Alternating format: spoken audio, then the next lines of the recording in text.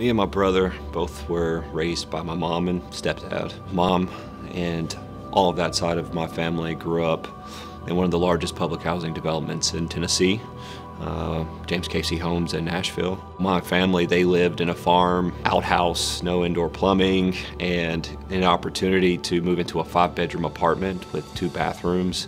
It had indoor plumbing. That sounded like the best thing in the world. But they also understood, that was not the end.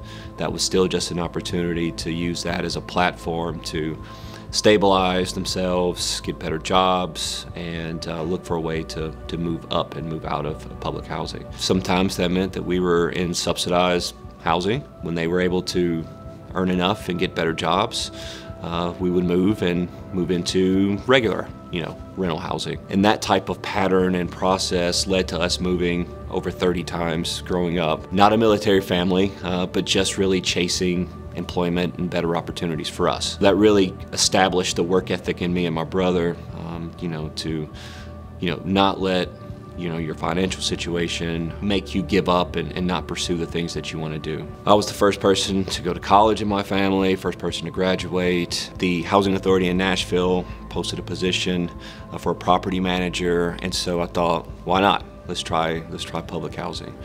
And what was ironic is that the very first property that I was managing for the Housing Authority there was James Casey Homes.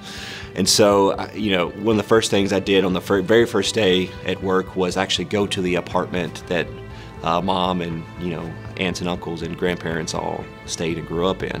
And so it was really a surreal moment and kind of that full circle where family started out here in public housing, and now here I am as the property manager at this site, and being responsible for that community now and looking for ways to try to uplift those residents.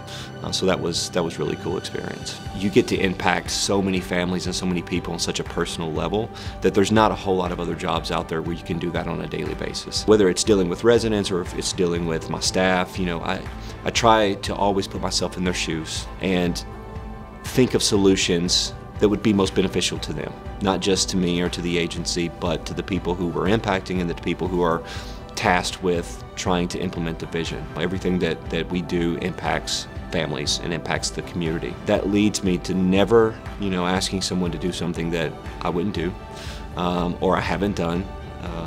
And then, it also helps, to form perspective too, realizing that I was once in a position where I was impacted by decisions that were made by people in a housing authority or something. I could be back in the same position that I was previously with the loss of a job, just like anyone else. Without the people that we serve and without the community that we serve, we don't have jobs and we don't come to work.